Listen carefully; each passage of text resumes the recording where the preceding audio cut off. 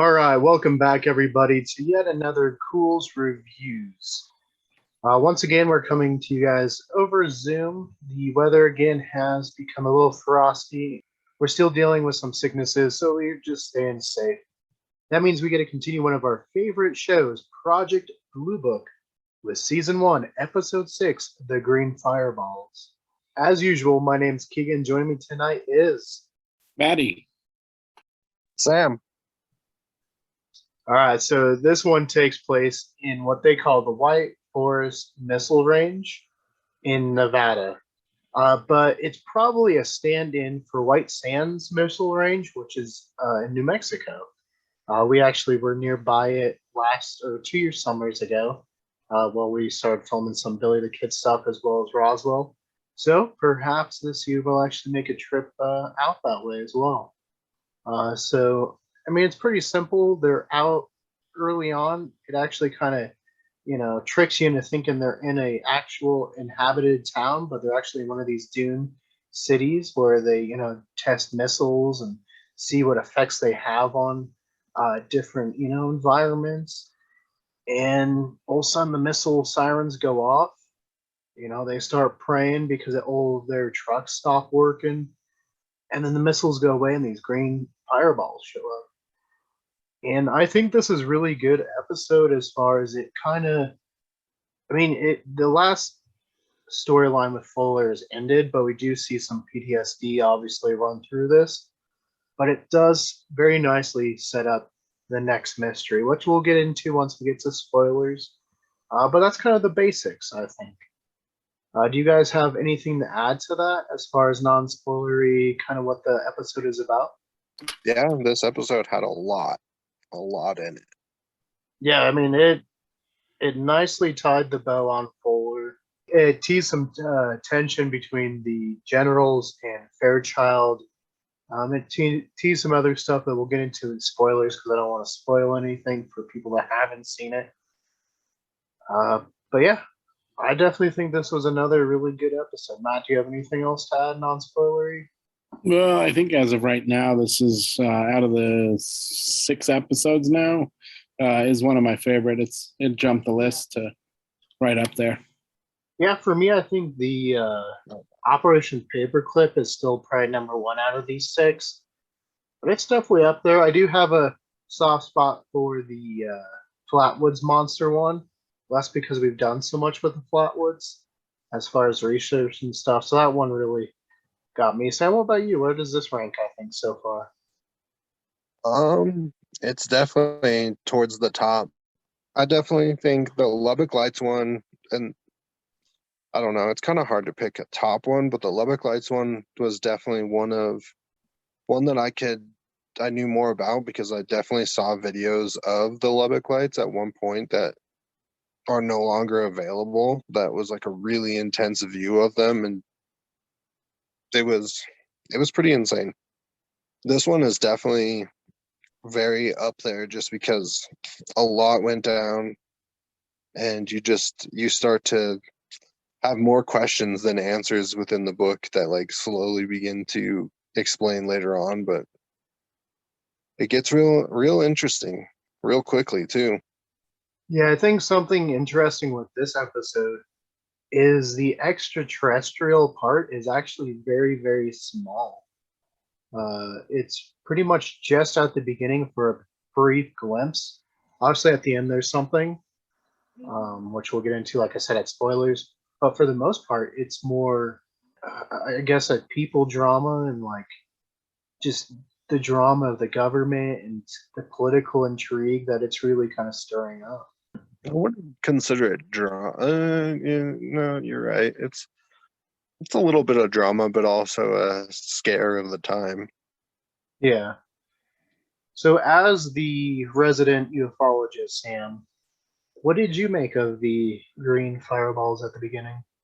Well, this is they're definitely very unique, and if I'm just talking about the UFOs, they are something that's been happening to missile sites throughout the country and kind of still happen nowadays. It's just not really known about, but definitely crafts do come in and kind of watch what we do with the nukes, because they're not necessarily inclined of, I mean, there's two sides of it. There's a part where they could be stopping us from destroying ourselves, which is a big possibility, because we know humans kind of have a trigger finger real easily. And then they could also be kind of maybe egging that on at the same time, depending on what species is kind of there at the moment.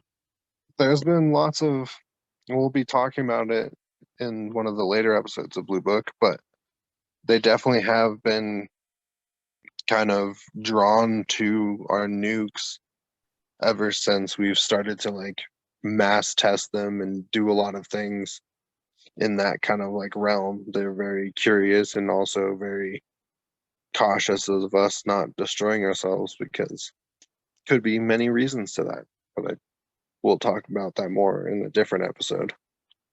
Well, and it's something I think will also come back up when we dive back into Roswell, because one of the big things about why people think they started seeing all these UFOs, obviously pre the Roswell incident, was because of the bomb drop in Hiroshima in '45, and then you had this like uptick in UFO sightings around Roswell and some of these military sites pretty soon after. Well, it's not some military sites. For the most part, it's a majority of military sites. If there's ever a sighting, there will be an Air Force base nearby. There will be some sort of military base nearby, and they plant those down where they've seen the most sightings, and then they kind of monitor it. Yeah, and once, like we said, we're going to get back into Roswell, I think there's some really cool stuff we're going to talk about. Like, I'm really excited for that one. But yeah, that's definitely something that this episode kind of ties into. It's just like that government testing sites and then aliens showing up, or extraterrestrials. Yeah, I'm excited for the Roswell things. There's a lot to discuss with that it's probably going to be more than a couple videos, and we can't all do it all at once. We'll do bits and pieces, but eventually we'll have a lot to that one. That'll be like its own kind of series in a way. Yeah, no, I'm excited. Jump into Matt. So you're obviously, our resident film guy. How would you say this one looked as far as cinematography, the acting, all that kind of stuff? It looked pretty dang good. The lights that were the green lights look pretty realistic. I mean, really well done. The mannequins played a huge part in how realistic they looked. There were a couple times where I was like, oh nope, just fake. Is that real or not? Yeah, no, I thought this was one of the better, as far as cinematography goes, one of the better episodes so far. Like, it looked really nice the entire time, and well shot and well acted. So I agree. Yeah. No, and again, the acting continues to, stand on its head. It's really good, very good. Yeah, Aidan Gillen in this episode, obviously his performance he gave, especially early on, just kind of showing how on edge Hynek was expert acting. Oh yeah, it looked so good. Yeah, like especially when he was talking to Mimi at the beginning, you're just like, whoa, this guy's really losing it. Obviously, he saw some traumatic, and I think they're starting to let Michael Malarkey kind of do a little bit more with Captain Quinn. At least in this episode, I'm seeing a little bit more personality coming out with him. Oh yeah, I mean, because Hynek's being affected, so it's in turn affecting him because they are partners. And I mean, without spoiling too much, I mean, we'll probably get back into this later, but like, you can definitely see how the characters are kind of like molding with each other essentially. And like they play it very well. They do it very well. Like, yeah, my cast is really good. My general dislike for Neil McDonough continues. Just not a fan of Mr. General Harding, but it's the way he plays it, and he does it so well, Yeah, he's really good at what he does. I think both. I don't know the name of the other general that's usually with General Harding, but he's also really good. And whoever is it General Valentine, I believe. Yeah. Valentine. Yeah. And then Rothschild, really good. I mean, there's some good tension. All right, because I can see us already trying to spoil stuff. So let's get to Yeah, rating. it's so hard, bro. It's so hard. You know, you're like we're biting our tongues here. It's like, you know, knowing what Yeah. happened in like the Super Bowl, but you're not allowed to tell anybody, you know? Right. All right, so let's get into ratings and recommendations. For me, I would say this is an 8 out of 10, a little bit above the last episode, but still not that 9.5 that you'd see from like the Operation Paperclip, because that one was just perfect storm so far. What about you guys? Dude, this one it hits a 10 for me. Like I said, it moved right up to the top. You know, Paperclips up there, yes. Same with, you know, the Roswell one and the Flatwood Monsters, but this one is in the definitely up there. So 10 out of 10 from me. And I what about mean, you, I'm Sam? always going to go with that 10 out of 10. So that we're going to just change Keegan's to a 10. So it's 3 10s from us. And I definitely would recommend this for everybody. I mean, I recommend Project Blue Book if you want to start beginning to understand that, like, we're not the only ones out there, that there could be so much more to this reality than we are perceiving or being told. Like, it's a good starting point so that if there is one day when there's a declassification and they tell everybody that they've been here for years, it's not going to be as scary. It's still going to be a little terrifying, but if you're more accepting of the fact that it's very possible that we've been visited and do all of that, that it won't be as terrifying as if you were somebody that like firmly didn't believe in it, and you would probably panic. And Yeah, while everyone just needs to have that open mind, just understand we don't know for sure what's out there, but we need to be open to the real reality that there is something else out there, you know. We went to there's a space center down in Colorado Springs where they were talking about how there's a moon orbiting Saturn, I believe, that has probably like a 90% chance or 90% water base, like it's solid ice. And then once you go down below that ice, there's actually water there. And you know what? Anything needs to live is water. So there's a good chance that, you know, not saying there's creatures, but there's some living organism living out there, you know, on it, you know. No, I know which one you're talking about. I think it's Titan.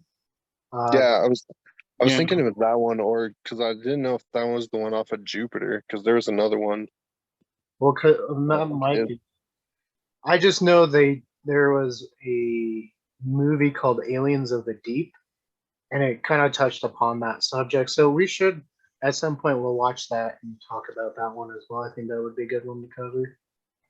No, absolutely. That was one of the first times 3D actually worked for me when I saw it, because they had all the little creatures swimming around and it actually popped. Most of the time back in that time, you know, 3D would be like really noticeable and not actually 3D, but just how they Mhm. shot it, you know. All right, Definitely. so because we want to get to spoilers so bad, you guys have been warned. So if you don't want to be spoiled, look for that spoiler warning at the bottom that's appearing right now. And as long as that is up, we are talking spoilers, so you have been warned. We will go to Sam first. Sam, anything spoilery wise you want to talk There's a lot. We'll begin with the lights. The lights are pretty crazy. I mean, you see them in the beginning of the episode, but just the way that they move in just the beginning part is just, obviously it can't be a meteor, but then when Dr. Hynek sees it after his kind of what do they call it? When the lack of sleep gets too much for you, you start to like day hallucinate, and then you'll just kind of like, it'll force your body to pass out, is kind of what I was assuming happened to him. Is like he just couldn't sleep too much because of what happened with Fuller, was just messing with his mind far too much, that he ended up just having like like a day terror almost, or like he was physically hallucinating stuff during the day, and then he ended up passing out. And then we have another meeting with the Men in Black, or the Man in Black at this point. But the man with the black suit that you don't get to never see his face or anything helps Hynek up, and then asks him to meet him at a church. And then as he was walking away, Hynek is just like, "You can't just leave me like this." And he's like, "Well, they're coming back." And then after he said that, you just see the lights come back through, and then it just kind of like circles back and forth within with like right above him. And he's just sitting there in awe, as anybody that sees that would, and is kind of like looking for it. Yeah, so And touching then on the two things that you've said so far, yeah, he was definitely hallucinating because we saw him hallucinating with Fuller, like having some PTSD hallucinations and stuff, like guilt. He was having a lot of guilt about it. But that whole part where he was falling asleep, because he was just so tired, was the mannequin actually moving or was he hallucinating? It looked like a real person. No, that's like when you're in that like kind of state, things that are inanimate objects can start to like kind of move on you. So that mannequin was just being a mannequin, but because of how lack of sleep he was, he probably saw it as like a living person at that point. Just like because he was seeing Fuller there and just burning alive. Well, just look at the movie I Am Legend as well. Will Smith treated every mannequin as a real life person. And when they moved on him, he didn't like it.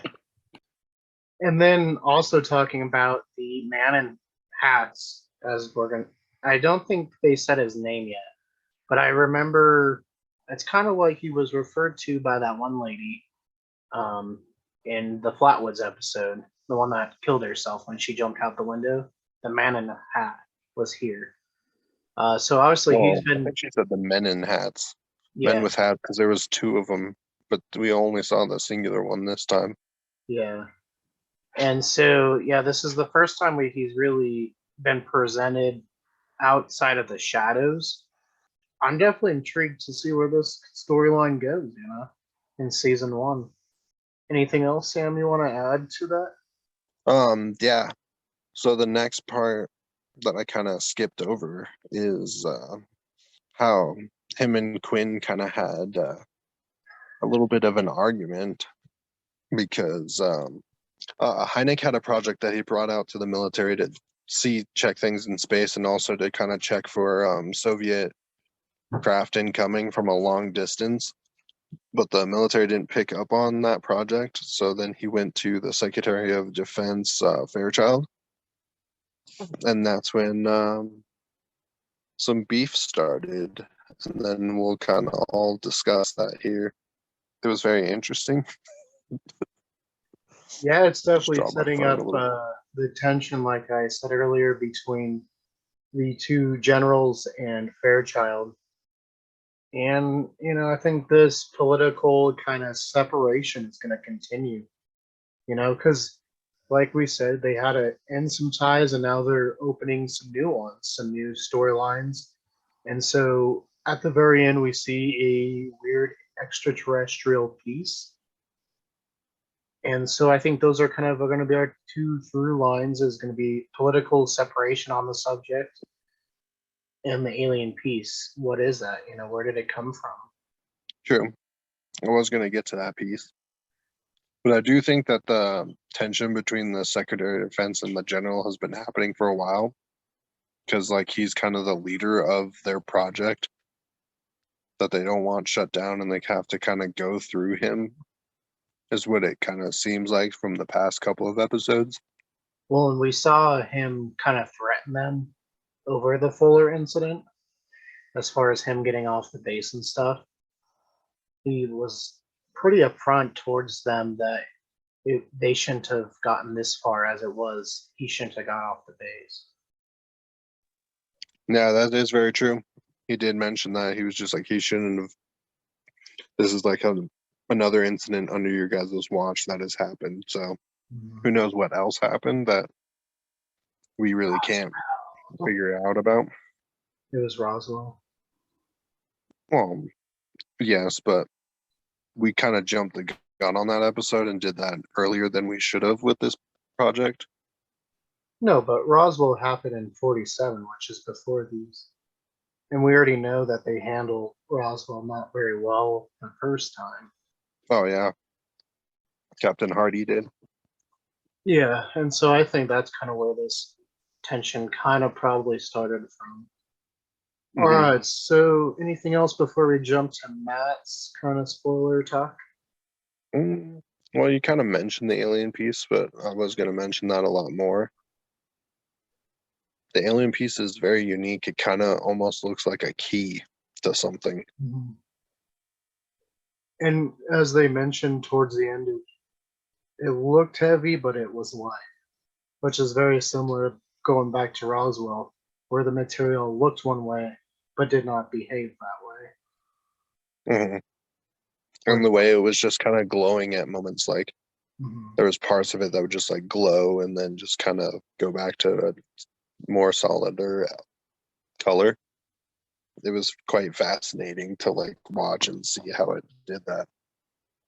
Yeah, no, I'm going to be interested to see this through line because obviously that's going to be a big thing and really set Hynek on a different path. Like he's obviously now going to tell the generals what they want to hear. But on the side, he's researching stuff for himself. True. All right, so Matt, what about you? Any spoiler talk you want to get into? I know you guys pretty much hit everything there was to talk about. The continued behind the back spying going on by, is it Susie Miller or Susie? Yep. Susie continuing to, it's like, it's not necessarily sabotage, but definitely up to no good, you know? Yeah, so this, I think, is the second time we've seen a character killed off. Because I think the first one and only one up to this point was the old lady in the Flatwoods episode. But in this episode, we actually see the neighbor who's been in 3 episodes now has been shot and killed by the Russian spies. Oh, Well, she's it was getting like 3 or sneaky. 4. She was the one that introduced us to our favorite bunker. Like without her, we would never have seen the Fallout bunker. Well, I mean, it's kind of a scare. We were probably going to see that.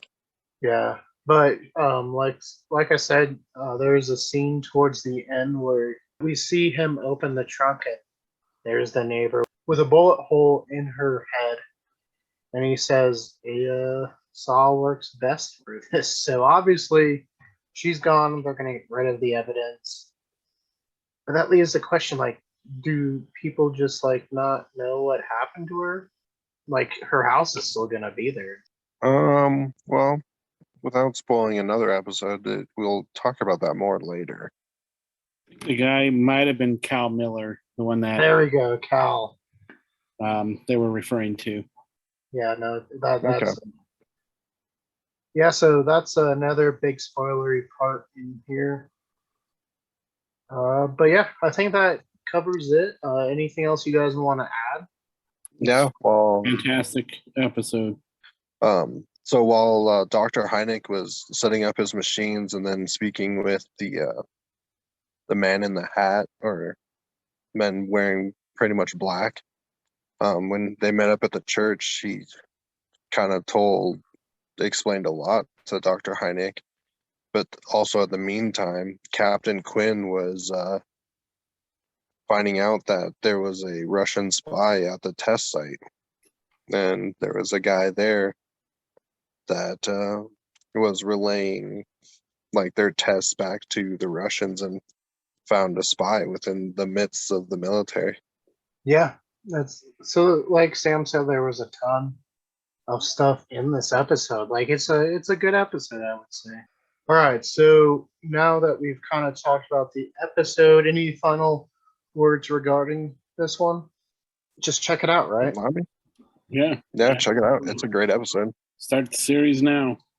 Start it now, and there's something we forgot to talk about it last week, but there's the petition to bring it back for season 3, guys. So That link will be in the description as always. Make sure you go down there and sign it so we can save Project Blue Book. Hashtag save Project Blue Book, right? Right. All right. So if you guys enjoyed this episode and want to see more Culz reviews, click that link to your left. If you want to see more about what we're doing here at Culz Paranormal, including a movie trailer, click that link to your right. And don't forget to hit that like and give us a subscribe. And switch that notification bell from personalized to all if you want to be notified on all of our videos.